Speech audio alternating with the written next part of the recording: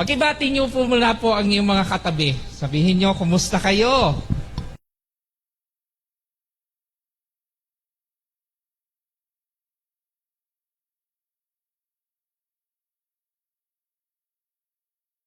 Come back. Yan. Yan. Purihin po ang Panginoon at narito muli tayo para magkaisa at magsama-sama para sambahin ang ating Panginoong Diyos. Amen. So, handa na ba kayo, mga kapatid, sa ating pagbubulay-bulayan ng mga salita ng Diyos na sasabihin natin sa pagpapatuloy ng ating serye patungkol sa pagdidisipulo or discipleship. Okay? So, tayo ay manandaliang yumuko at manalangin panandalian at humingi tayo ng gabay sa ating Diyos sa buhay. Ama naming Diyos na dakila, maraming salamat po, Panginoon, sa simula pa lamang ng aming pag-aawitan, O Diyos. Tunay nga po, Panginoon, nadala kami sa tayugtog ng pupupuri at pagsamba, Panginoon Lord God. Tunay nga po, ang iyong presensya ay ina-acknowledge po namin, Lord God, at patuloy ng iyong presensya, Panginoon Lord God, at pagsama ng iyong Santong Espiritu, Lord God, ay tunay nga po nararamdaman namin at kumikilos po kayo sa aming mga buhay. Salamat po, Panginoon. Samahan niyo po kami, Panginoon Lord God, at maging ganun po, Panginoon, sa mga nakikinig sa aming mga social platform, Panginoon Lord God. Ano man po ang kanilang mga pangailangang espiritual, naway katagpuin po sila, Panginoon. At maging gayon din po kami na narito, Panginoon. Dalahin po namin, O Diyos, ang gabay at patnubay mo, Panginoon. Pagpalain niyo po ang bawat isa at katagpuin sa pangalan ni Jesus. Amen and amen. Amen. So muli, palakpakan natin ang Diyos na buhay. Yung malakas na palakpak sa Lord. Yan. Kasi yung papalakpakan natin ay Diyos ng lahat. Ano po? Ang may-ari ng langit at lupa. So yun, ang pinamagat po nating mensahe sa umagang ito, ang kahalagahan o ang halaga ng pagiging disipulo or the value of discipleship. Yan. Okay po ba? So, handa na kayo. Yan. So, doon sa nabasa natin kanina, sa teksto ng Luke chapter 9, verse 23, sinabi po doon, basahin ko muli, sabi doon, at sinabi niya sa kanilang lahat, ang sino man nagnanais na sumunod sa akin ay kinakailangang itakwil. Sa ibang salin, sabi doon, limutin. Ang kanyang sarili, pasanin araw-araw ang kanyang krus at sumunod sa akin. Noong Thursday, sino yung mga umattend ng prayer midweek service noong Thursday? Yan. So ito po ay napahapyawan na ni Kuya JP. Okay? So ngayon, bigyan pa natin ng malalim ng pagkakaunawa at pagkaalam sa tatalakayan natin sa umagang ito. Ayon po dito, tinuturo ni Jesus ang mga kailangan natin na dapat nating gawin para isa pamuhay kung paano ba tayo dapat mamuhay bilang isang tagasunod ni Kristo. Lahat ba tayo tagasunod? Kung tayo tagasunod, palakpakan natin ng Diyos. Yan. Kasi mahalaga na tayo ay maging tagasunod ni Kristo. Kung gusto natin mamuhay na mayroong kapayapaan sa buhay, kailangan we need to follow Jesus. Mamuhay tayong tulad ni Kristo, dapat mayroon din tayong karakter na tulad ni Kristo para makita tayo sa mundong ito, ay, ang taong yan, may Kristo yan. Diba? Kaya doon, sabi sa Lucas chapter 9, verse 23, ang sino man nagnanais sumunod sa akin, ay kailangang itakwil ang kanyang sarili o kaya limutin ang kanyang sarili at pasanin araw-araw ang kanyang krus at sumunod sa akin. Sa buhay natin, sa ngayon, napakahirap sumunod. Maging nga lang sa sinasabi natin, Panginoon, susunod ako sa iyo, pero kailangan ko munang ayusin yung aking sarili. Meron pa ring nire-reserve. Meron pa ring kondisyon. Oh Lord, susunod ako sa iyo, pero kailangan ko munang ayusin yung aking mga bagay-bagay dito. Ang pagsunod sa Panginoon, na sinabi po doon sa ating limutin. Pag sinabing limutin, isasaalang-alang mo yung buhay na sinasabi po natin pangsarili. Limutin ang sarili o kaya itakwil ang iyong sarili. Ay paano yung pastor? Kapag nilimot ko na ang sarili ko, paano ko mapapahalagahan ang sarili ko? Ay ganun pa, no? Sa buhay po natin, kapag ang Diyos ang siyang nanguna at nag-guide sa iyo, anong mayroon nararanasan sa buhay? Siyempre, una, kapayapaan. Yung pagtitiwala sa Diyos. At yung sinasabi po natin, mayroon ka ngayon na hindi ka mag-aalinlangan sa lahat ng mga bagay o suliranin sa buhay dahil may inaasahan ka, may pag-asa. Kaya dito, what is discipleship? Ano ba ang pagiging disipulo? Sabi dito sa Tagalog, ang pagiging disipulo ay isang buong pusong pagsunod sa mga yapak ng Panginoon na mayroong pagsuko ng sarili ayon sa kalooban ng Diyos sa bawat araw. Meaning, sa bawat araw pala ng ating paglakad sa mundong ito, dapat sinusunod pala natin yung kalooban ng Diyos. Sabihin mo nga sa katabi mo, kalooban ng Diyos. Yan. Bakit kalooban ng Diyos ang dapat mamayani sa buhay ng tao sa kanyang paglakad?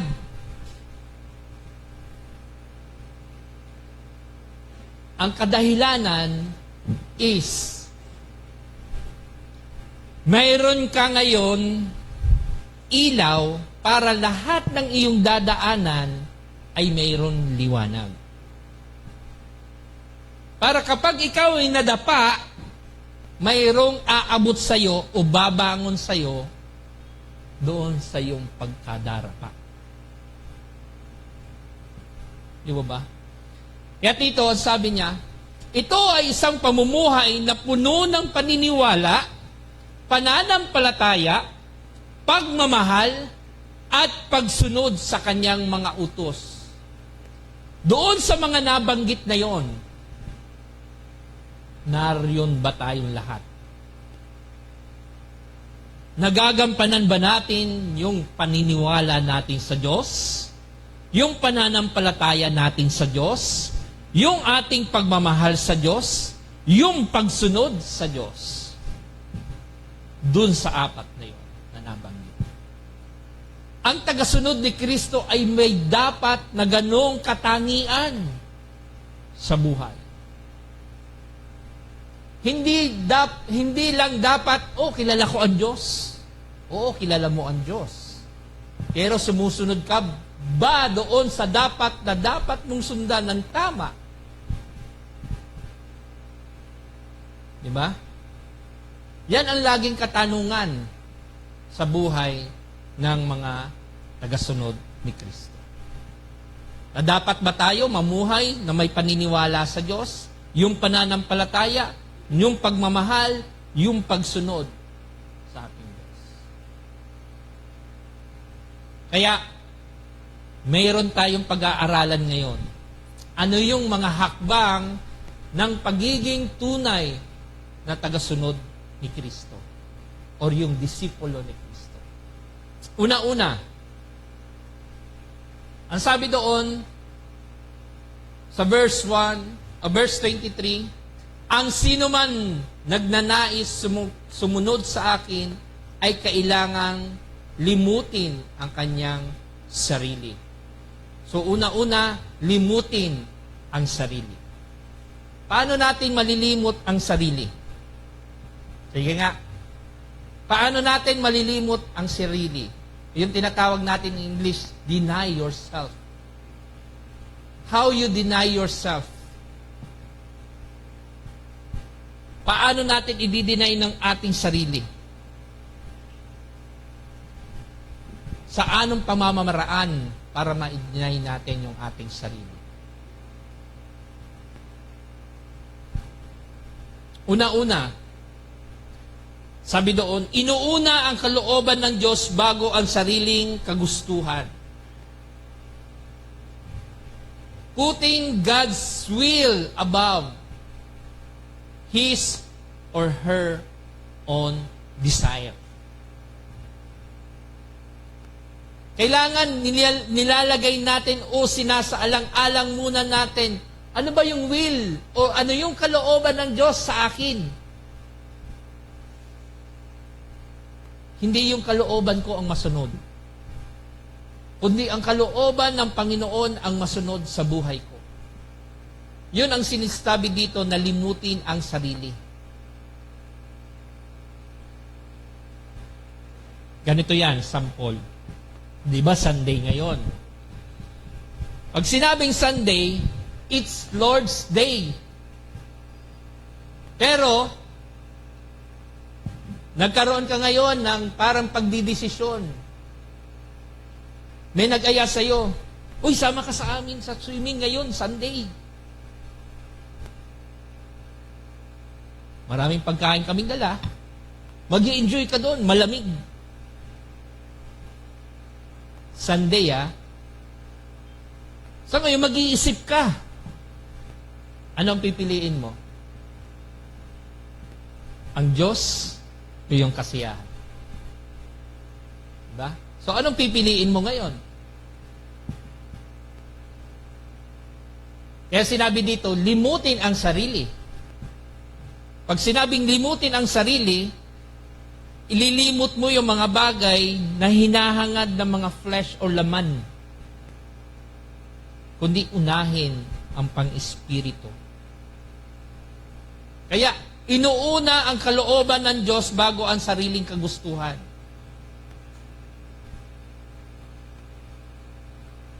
Para limutin mo ang sarili mo, siyempre, ang pipiliin mo lagi, it's Sunday ngayon. Kailangan ko magsimba para magkaroon naman ako ng lakas muli sa panibagong haharapin sa sunod na linggo. Diba? Pag mayroon kang Kristo sa buhay, kapag hindi ka nakasimba ng isang araw, parang kulang. Tama po ba? Tama po ba? Nararanasan nyo po ba yon? Yung parang, pag hindi ka naka-attend ng Sunday service, o kaya mga activities sa church, prayer meeting, midweek service, the prayer meeting, and Bible study, minsan, ang buhay mo ay parang kulang. Bakit? Kasi yung supply sana ng Panginoon na ibibigay sana sa iyo ng Diyos ay sinayang mo. Di ba? Mahalaga na maunawaan natin na yung sabi ng Panginoon ng paglilimot sa sarili, sabi ng Panginoon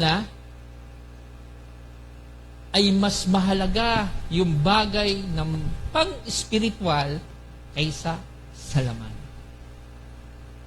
Kasi mandalian lang yan, kasiyahan. Pero yung ligaya na idudulot na ibibigay ng Panginoon sa iyo ay panghabang buhay.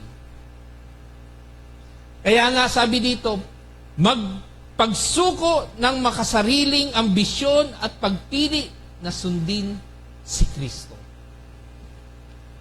Isa yun sa dapat limutin ang sarili. Yung pagsuko. Pag sinabing pagsuko, hindi ka dapat magtira Lord, susunod ako sa iyo. Pero yung aking buhay na meron pa akong itinatago, di bang wag mo na munang alisin? Hindi po pagsuko yun. Pagtatalaga pa rin yun sa iyong sarili. Na isang beses, na kapag ikaw ay humarap sa Panginoon, ano kaya? Karapat dapat yun. Kaya dito, pagsuko eh. Pag sinabing pagsuko, if you are truly, genuinely, a disciple of God,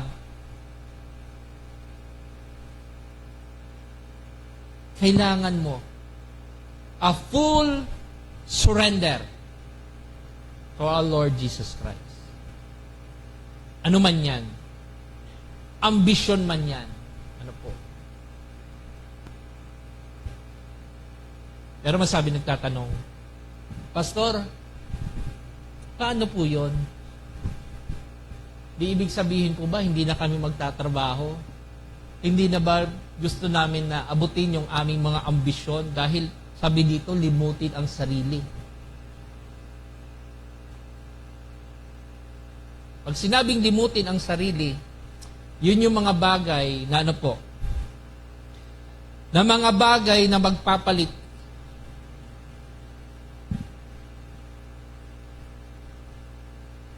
sa Diyos. Kasi kung hindi siya, ano po, magbibigay ng kalwalhatian sa Diyos,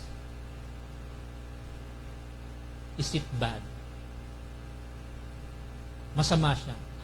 Pero kung ang ambisyon mo ay magbibigay ng kalwalhatian para sa Panginoon, at magbibigay ng sinasabi po natin, ikatataas niya, dahil sa iyong ambisyon, go for it. Diba?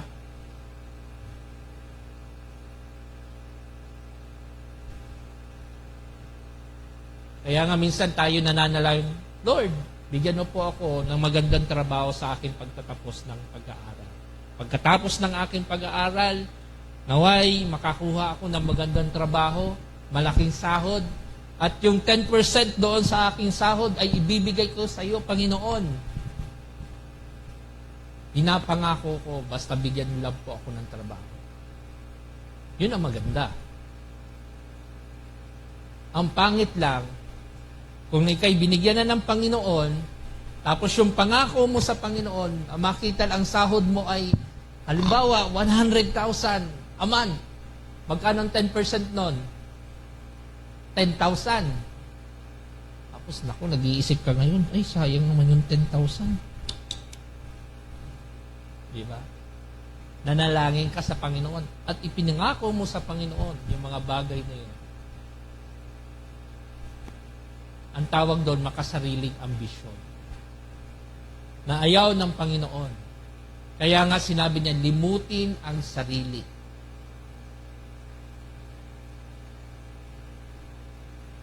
Kaya nga sinabi doon sa Galatians chapter 2, verse 20, ang sabi niya, bakit niya sinabi ito?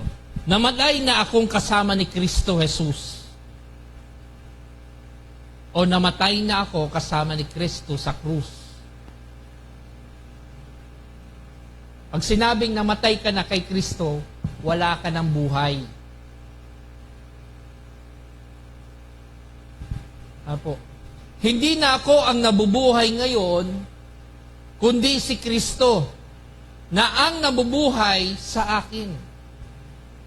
So meaning to say, you are, sabi nga doon, patay ka na, nabuhay.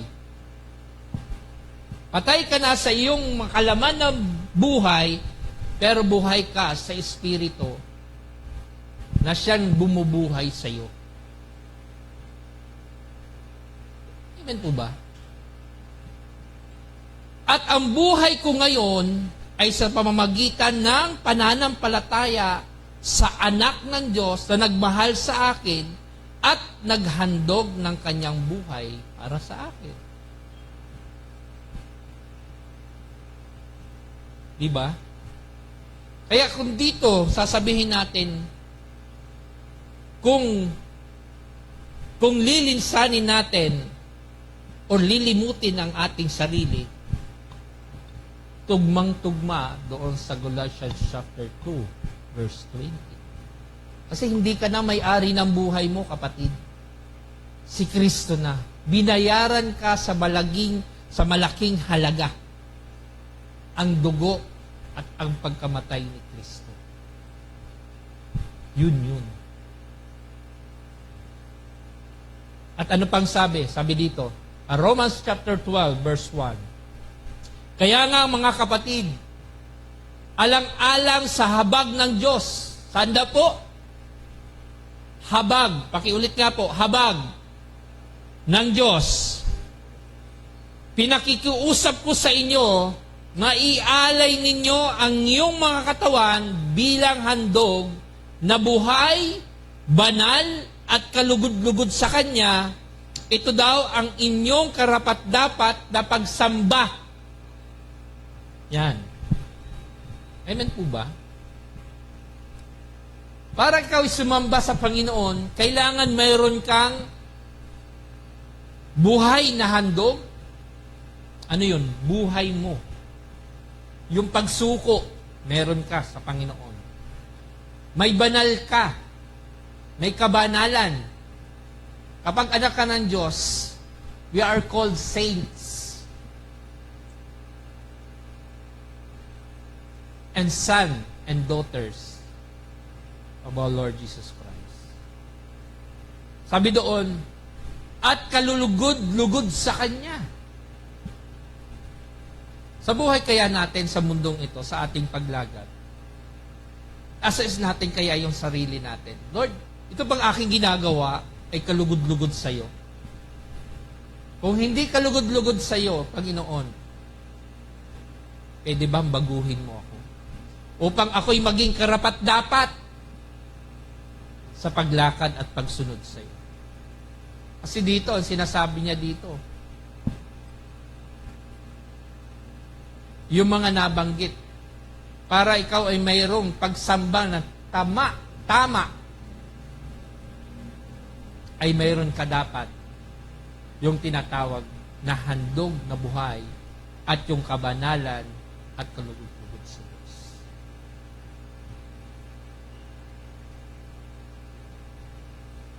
At mayroon pa, sabi doon, sa Filipos chapter 2, verse 3, and said, sabi niya, huwag niyong gawin ang anuman dahil sa pansariling hangarin. Paalala po ito sa atin. Huwag ninyong gawin ang anuman dahil sa pansariling hangarin o dahil sa kayabangan. Minsan ang tao mayabang, di ba? Lalo-lalo na kung may pera. Yan. Makikita natin yung isang mga bagay na hindi, natutuwa ang Panginoon. Yan. Purihin po ang Diyos. Salamat sa mga bagong dating. Yan. Mga youth. Ate Irish. Yon, sabi doon, magpakumbaba kayo at ituring ang iba na mas mahalaga kaysa sa inyong sarili. Isa itong paalala, na hindi lamang dapat isipin natin yung kapakanan natin. Dapat isipin daw natin yung kapakanan din ng iba. Kasi ganun din yung ginawa ng ating Panginoon Jesus, di ba? Hindi inisip yung kanyang kapakanan, kundi inisip niya yung kapakanan ng tao. Bakit? Kung nasabi yun. Diba? Nasabi ko po dahil even though siya ay Diyos, siya'y nagpakababa para abutin tayong lahat ng mga kasalanan.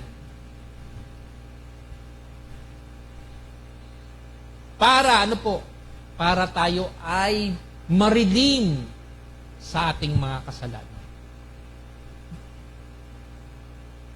Nung yung nangyari sa krus, 2,000 years plus ago, Ano po? Yun ay patunay na si Kristo lamang, ano po, ang siyang nagbigay ng kaligtasan sa bawat isa sa atin. Amen po ba? Lahat po ba tayong naniniwala na si Kristo lamang ang siyang nagbuwis ng buhay at nagpatawad sa ating mga kasalanan? Amen? Amen. Kasi sabi dito, di ba?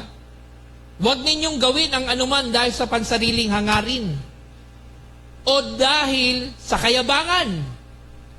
Sa halip, magpakumbaba kayo at ituring ang iba na mas mahalaga kaysa sa inyong sarili. Paalala, ano po?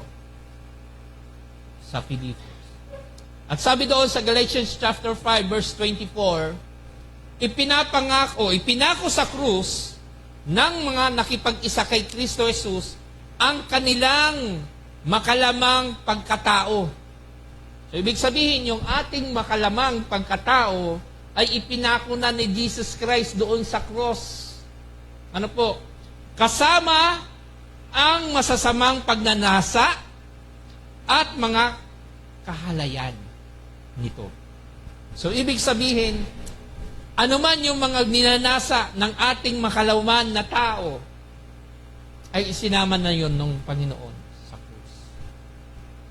Kaya, dapat bilang isang mga tao na nilalang ng Diyos, ano po, kailangan ang buhay natin ay dapat maging kawangis ng Diyos. Limutin itakwil ang sarili. Kaya wala kang karapat-dapat, wala kang tinatawag dito na sasabihin natin na ipagmamalaki sa iyong sarili. Ay, sarili to ko, pinagpaguran ko to. Walang sino mang makakaangkin ng kapurihan, kundi ako lamang dahil pinagpaguran ko ito. Yan yung mga taong walang Diyos. Walang pagkakilala sa Diyos. Pero kung may pagkakilala ka sa Diyos, lahat ng credit ay laging sa Diyos. Tandaan natin yan. Ang buhay natin sa mundo, ang nangmamay-ari ay Diyos. Ang nagbigay sa iyo ng lakas, nagbigay sa iyo ng talino, at nagbigay sa iyo ng buhay ay ang Diyos. Kaya wala tayong dapat ipagmalaki sa Diyos. Kaya sabi doon, di ba, yung kayabangan ng tao, kailangan alisin. Ang pagtatangi sa sarili, ano po, tandaan natin, ay tanda ng pagsuko ng ating sariling kagustuhan. Yung ambisyon at makasalanang pagnanasa upang masunod ang kalooban ni Jesus. Sa ating buhay sa ngayon, kailangan nating mamuhay na tayo ay lagi sinasabi po natin nililimot ang sarili. Pangalawa, pasanin ang ating krus araw-araw. Ay, pastor, ano to? Hindi ko maunawaan Literal ba, napapasinin, gagawa ako ng krus, papasanin ko siya mula dito sa dait hanggang doon sa basud? O kaya doon sa talisay? Iyan sabi kasi, pasanin ang aking krus. Hindi po. Ang sabi po dito, ito yung mga handang tiisin ng hirap, sakripisyo, pagdurusa, alang-alang sa pagsunod kay Jesus. Yun ang ibig sabihin po nun. Hindi po literal na dadalhin mo yung krus. Ang krus natin, yung mga bagay na struggle, stress sa ating buhay. Ibo ba? So, sa mga nakaraan kong sermon, di ba? May flowcharts ako nung ginawa. At doon sa flowchart doon, do you have a problem? Kung may yes at may nung pagpipilian. Kung yes, meron pang solusyon.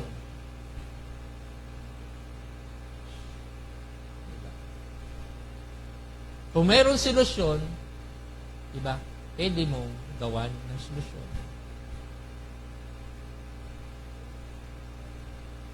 Pag nagsabi naman no, meron bang paraan? Opo. O bakit hindi mo pwedeng gawan ng paraan? Diba? Ang buhay natin sa mundong ito ay puno ng balakid, ano po? Puno ng mga struggle sa buhay, diba? Lalong-lalo na pagdadating, ano po, ng end of the month. Andiyan na yung mga Judith, yan. Si Judith, ano, laging sinasabi natin, Judith na lang Judith, walang mahanap, puro na lang Judith, due date po yun. Kung wala tayong Kristo sa buhay, mamumblema tayo. Lagi ang papatong sa atin, stress. Saan ako kukuha? Naku, diba? Lagi kang mamumblema sa buhay. Pero kung may Kristo ka, nahihingan ng tulong, kasi siya ang provider ng lahat. Siya nagbibigay ng lahat ng ating pangangailangan sa buhay. Kaya kung tayo tumatawag sa Kanya, di ba? Tayo ay Kanyang diringgin. Kaya sabi niya, di ba? Ang sino mang kumakatok ay Kanyang pagbubuksan. Ang sino mang humahanap ay makakasumpong. At ang sino mang tumatawag ay aking pakikinggan. Ang pangako ba ng Panginoon ay pangako lamang? Hindi po. Ang pangako ng Panginoon ay Kanyang tinutupad sa mga taong tapat na tumatawag sa Kanya. Amen po ba? Yun ang pinakamahalaga sa isang taong sumusunod sa Diyos. At ano pa ang sabi doon? Mamuhay sa paggawa ng mabuti araw-araw para kay Kristo. Gumagawa ba ako ng mabuti sa aking pamilya, sa aking anak, sa aking mga kapwa, kapitbahay, o sa aking kapwa, sa komunidad? We need to assess ourselves. Is it good? Or is it bad? Na ikaw ba sa isang community ay hindi mabuti na modelo dahil sa mga ginagawa mo? Kung pangit yan, kapatid, so we need to cut it. Kasi hindi makakabuti yan. Baka yan pa ang maging simula ng mitsa ng buhay mo para ikaw ay kunin na ng Panginoon. Kaya kailangan mabuti siya. Mabuting tao ka para ikaw ay, sabi doon, mamuhay sa piling ng Diyos. Sabi sa Lucas chapter 14, verse 27, hindi maaaring maging alagad ko ang sinumang hindi nagpapasa ng kanyang sariling krus at sumusunod sa akin. So, anong ibig sabihin nito? Ang ibig sabihin po nito, bilang tayo mga mananampalataya at may Kristo sa buhay, lahat po tayo ay nakakaranas ng pagsubok sa buhay. Walang sino man sa mundo na hindi nakakaranas ng pagsubok sa buhay.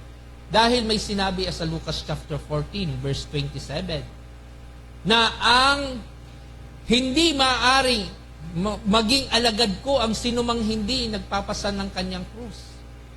So, hindi tayo excuse sa mga pagsubok dito sa mundo. Ang pinakamahalaga lang dyan na tanong, paano mo siya i-deal yung pagsubok mo? Ang pagsubok daw ay hindi tinatakbuhan. Yan daw po ay hinaharap. Tandaan po natin. Paano magiging isang mananagumpay ang isang sinasabi nating kawal kung hindi niya hinaharap ang isang pagsubok o laban ng buhay? Diba? Parang sa isang sundalo yan eh. Ano po? Hindi ka isang tatawaging sundalo kung ikaw ay patago-tago. Ang tawag doon, coward. Duwag. Bakit? Bakit nagsundalo ka pa? Kung takot ka naman sa labanan. Ganun tayo kuminsan.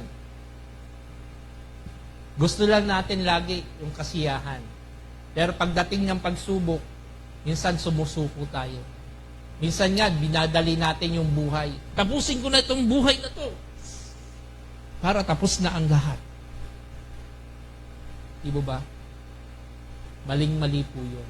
At ayaw ng Diyos ang ganun.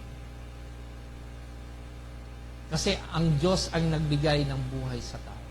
Kaya siya lang dapat ang may karapatan na kumuha ng buhay ng tao.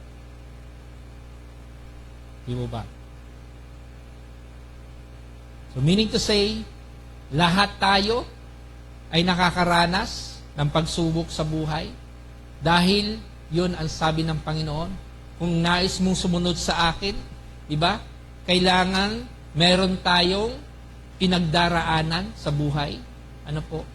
Kaya yung sinasabi na, ay, masaya na ako, wala akong problema. Ba? Tanungin mo ang sarili mo, bakit ba ang sasama mo kung wala kang problema? Sabihin nyo, ay si pastor naman, puro na lang problema. Hindi po.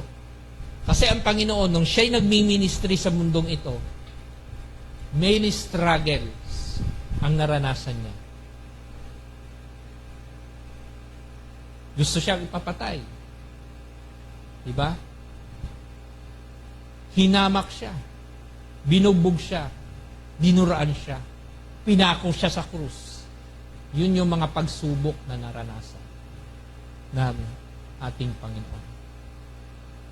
Eh ngayon, yung mga pagsubok na naranasan ni Kristo, naranasan mo ba? So, ibig sabihin, wala pa sa kalingkingan, ano po, ang nararanasan mo ngayon sa ginawa ni Kristo. Ang naranasan ni Kristo, I mean, sa mga tao. Wala pa sa kalingkingan. Kaya kung minsan, kung magreklamo tayo, ano ba naman itong buhay na to? Di ba? Puro na lang problema. Di ba? Naalala ko yung aming topic nung Don't Watch about doon sa Israelites. Puro mga reclamites ng reclamites. Reklamo ng reklamo. Diba? So, hindi tayo dapat maging reklamo. Ihiling natin sa Panginoon na bigyan tayo ng lakas sa pagsuong natin sa lahat ng ating mga suliranin. Kaya sabi doon sa 2 Timothy chapter 2 verse 3, makihati ka sa mga paghihirap tulad ng isang mabuting kawal ni Kristo. Pag sinabing tagasunod ni Kristo, kailangan meron kang pagkakaroon ng sinasabing paghahati. Makihati. Di ba sa isang sino nag-ROTC dati dito? Yan. CW. Yan.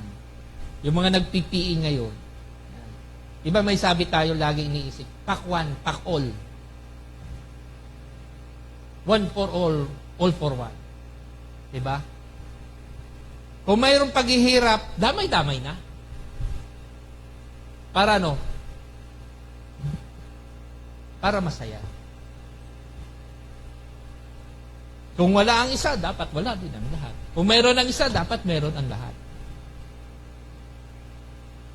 Kaya sabi dito, sa Timothy, sabi niya, makihati ka sa mga paghihirap.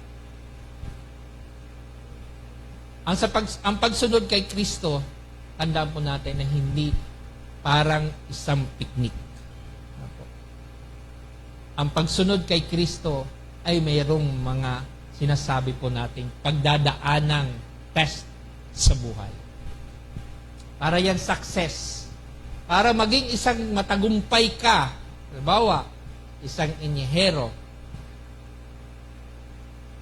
isang civil engineer, electrical engineer, para maging isang professional ka, ay kailangan mong tahakin ang mga pagsusulit na kailangang pagtagumpayon mo para ikaw ay maging isang professional na engineer. Di ba ba? Walang nagiging isang matagumpay sa isang instant.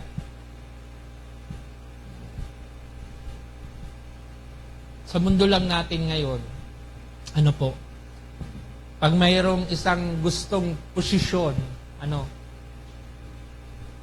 ang ginagawa ng tao ay magsipsip. Alam niyo ibig sabihin ng sipsip? Ha? Ang sabi diyan is, a social insecure person seeking instant promotion. Dan daw yung sipsip. Ulitin ko. Social insecure person seeking instant promotion.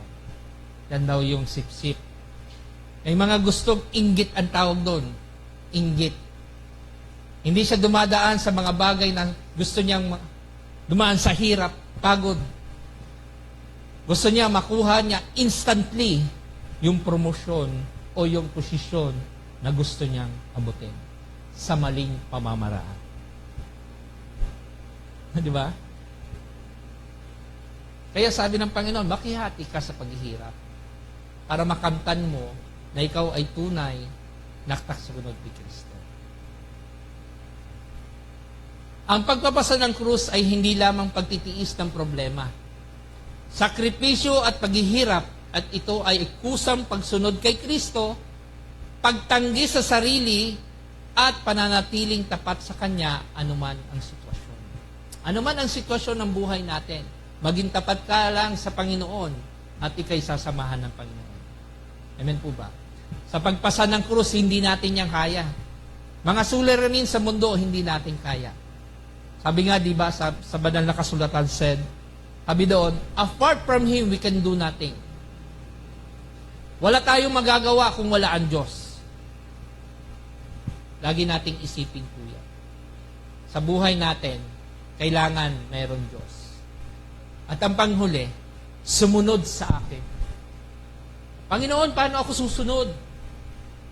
At sa anong daan ako dapat sumunod? Yun ang gusto ng Panginoon.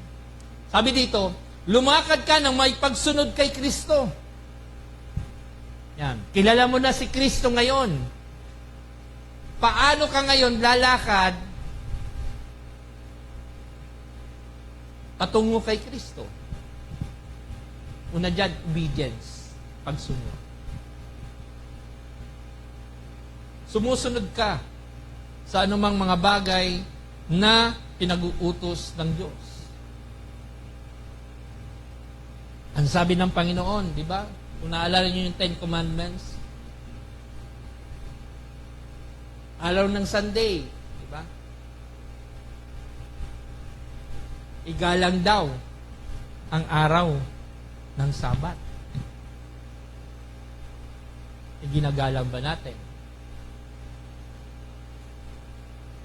Igalang ang iyong mga magulang. Ginagalang ba natin? On Sunday, June 21, so Father's Day. So meron na ba kayong na-prepare o pinaghahandaan o inahanda para sa inyong mga tatay? Father's Day. Nagpapasalamat ba kayo sa inyong mga tatay? Sa mga sakripisyo na ginawa nila? Para kayo ay mabuhay, pakainin, di ba? At ibigay ang lahat ng mga pangangailangan ninyo. Maging huwaran at totoo sa buhay ayon sa kanyang magandang halimbawa. Sumamuhay tayo na may katotohanan na nagmumula sa Diyos at makita natin yung pagbabago at tayo'y tagasunod ni Kristo. Kaya nga mayroon sinasabi doon, we are the ambassador of God. If we are ambassador of God, kailangan makita sa iyo yung mayroong Kristiyanong pamumuhay. A good testimony sa komunidad at sa iyong mga mahal sa buhay. Kaya nga ang sabi dito sa 1 Peter chapter 2 verse 21, sabi doon sa Tagalog, sapagkat dito kayo tinawag, sapagkat si Kristo ay nagdusa para sa inyo na nag-iwan sa inyo ng halimbawa upang sumunod kayo sa kanyang mga yapak. Nung ang ating Panginoong Yesus ay bumalik sa langit, nung sa kanyang pagmiministry, binigyan tayo ng mga tinatawag po nating hakbang sa pagsunod sa ating Panginoon. At yung yapak na yon na kailangan sundin, hindi lang ng mga apostol na nauna, kundi maging tayong nakakilala sa Diyos.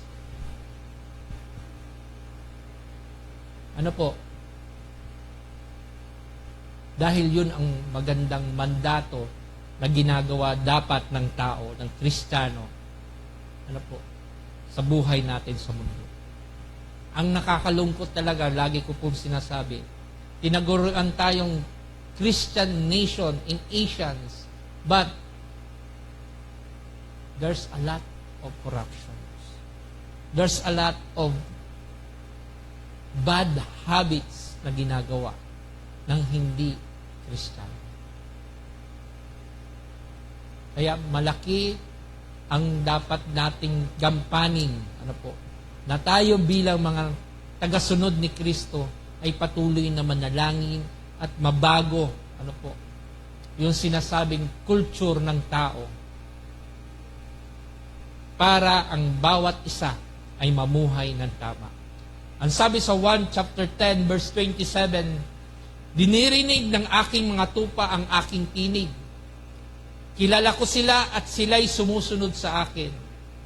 Ito yung pagkakaiba. Kapag wala kang Kristo sa buhay, kahit anong tawag mo, hindi ka pakikinggan ng Diyos. Dahil wala kang tamang relasyon sa Diyos.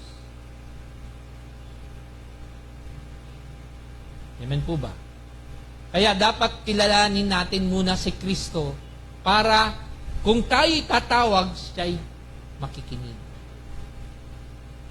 At sabi doon sa 1 chapter 11 verse 26, ang sino mang naglilingkod sa akin ay dapat sumunod sa akin, at kung nasaan ako, ay naroon ang aking lingkod. Amen po ba? Ang sino mang naglilingkod sa akin ay pararangalan ng Ama. So, ibig sabihin, may reward kung tayo ay susunod sa Panginoon. Ang tanong, handa ba tayong sumunod? Palakpakan natin ang Diyos, yung handang sumunod. Ayan. Natutuwa po ako dahil ito mga kabataan, outnumbered na nga kami mga adult sila'y marami na ngayon. At talagang pinupursige nila yung nararanasan nila doon sa youth camp. Yung topic po namin kasi doon, yung silab. Yung ilaw. Na nagliliwanag. At yung ilaw na nagliliwanag doon ay si Jesus. At dala-dala nila yun. Kaya nagpapasalamat ako sa mga youth dahil yung ilaw na yon ay hindi nyo sinasayang. Alam ko, and I pray na yon ay mag-ilaw at magdiningas pa sa mga darating pang panahon. Amen ba? Palakpakan tayo. Palakpakan natin ang Diyos na buhay at ang mga youth. Kaya dito ang sabi, ang pagsunod kay Jesus ay isang pamumuhay ayon sa kanyang mabuting kalooban. Ang pagsunod sa kanyang mga utos at pagtitiwala sa kanya ay kailangan araw-araw sa ating pamumuhay. Hindi lang dapat, pag Sunday, banal ka. Pag Lunes hanggang Sabado, banal-banalan lang. Hindi po. Dapat mamuhay tayong may kabanalan sa Diyos. Tandaan po natin. Dapat yung ating patutuo kay Kristo ay hindi sabihin nating madudungisan. Pag naandyan ka sa labas, ay, ang banal-banal naman. Hindi, parang hindi yan si kapatid ah. Kapatid ba yan? Bakit ganyan na ang pag-uugali niyan? Hindi daw dapat. So, kailangan, kung anong kinabubuhay mo ng Sunday, sinapamumuhay mo ng Lunes hanggang Sabado. Hanggang Linggo. Tandaan natin, maraming mga CCTV sa labas natin. Ano po? Kailangan mamuhay tayo na may kabanalan.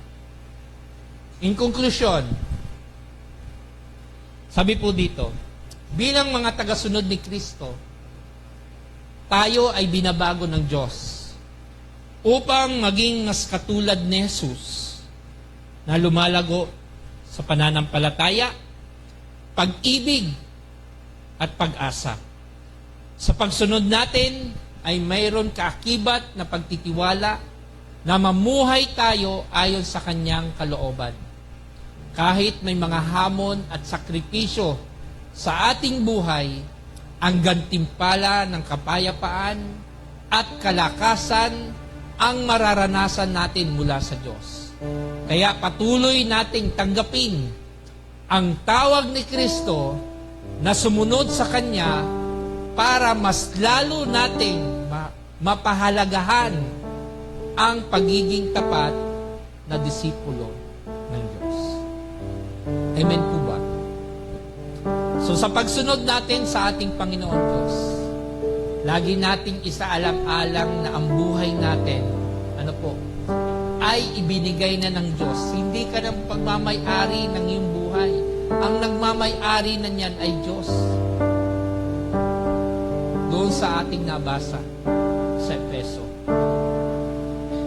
Kaya, kung tunay kang tagasunod ni Kristo, lagi mong iisipin, lagi mong alalahanin, sa bawat pagkilos, sa bawat pag-isip, sa bawat desisyon, sa iyong mga gawa, ay lagi mong iisipin, tama ba ang aking nilalakaran?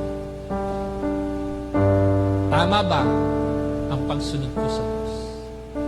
At tama ba na ang lahat ng aking mga pag-iisip, ang lahat ng aking desisyon, ay magbibigay ng kalwalhatian sa Diyos? Lagi nating iisipin. Kasi ang Diyos natin ay pamanimuhay. He is a jealous God. Kapag hindi natin siya inuuna, nalulungkot siya. Gusto niyo ba na? Gusto ba niyo? O gusto ba natin na malungkot ang ating Panginoon? Siyempre, ayaw natin malungkot ang ating Panginoon. Gusto natin laging masaya. Gusto natin laging pasasayahin ang ating Panginoon. Sundin natin siya. Magkasala man tayo, dahil we are still human in the flesh, lapit tayo agad sa Panginoon at humingi ng tawad. Ang Diyos natin ay puno ng habag at pagpapatawad. Mahina ang tao, alam ng Diyos yan. Pero hindi dapat tayo mamuhay sa kasalanan at manatili sa kasalanan. Dahil ang Diyos natin ay tapat sa Kanyang pag-ibig, sa Kanyang sinasabi po natin kapangyarihan na magmahal kahit tayo'y nagkakasala. Pero tapat ang Diyos, tandaan po natin. Anumang kasalanan natin, murado na yan dahil sa pamamagitan ng dugo ni Kristo na tayo po ay nilinis na. Tayo po'y tumayo. Tayo'y mananalangin. Bilang mga kapatid kay Kristo,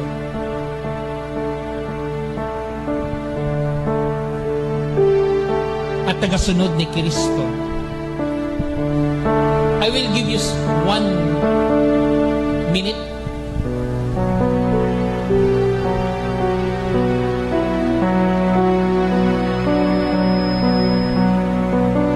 Nakausapin ng Diyos. Sabihin mo sa Panginoon yung mga bagay na, Lord, na gusto mo nang limutin sa iyong sarili. Yung mga bagay na, sabihin natin, mga kasalanan na gusto mong limutin at baguhin na sa iyong sarili.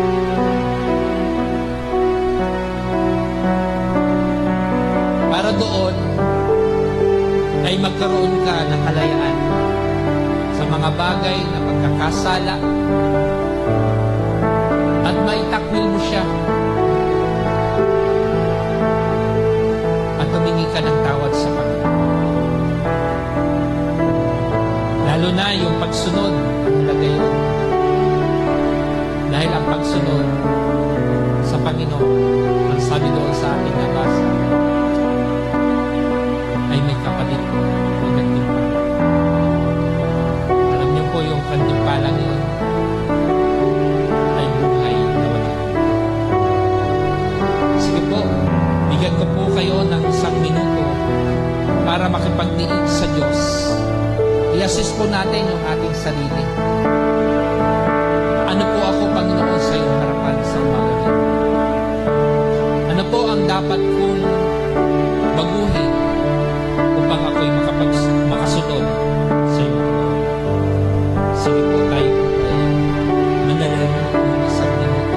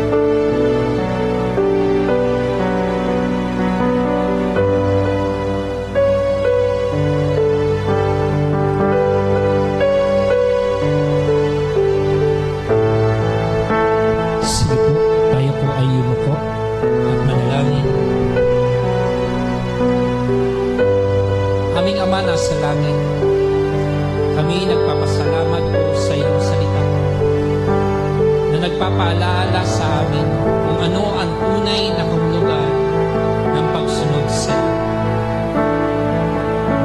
Tulungan mo po kaming matutong limutin ang aming sariling kagustuhan, mga plano at mga hangaring na hindi naayon sa iyong kalooban. Panginoon, bigyan mo kami ng lakas upang pasanin ang aming mga krus araw-araw. Ang mga pagsubok, responsibilidad at hamon ng buhay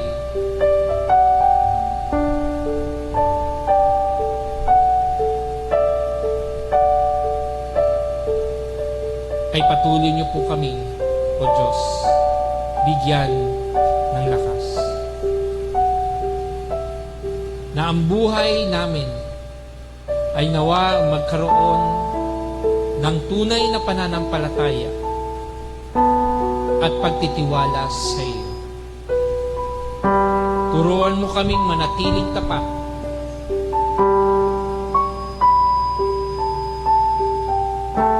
kahit mahirap ang daan.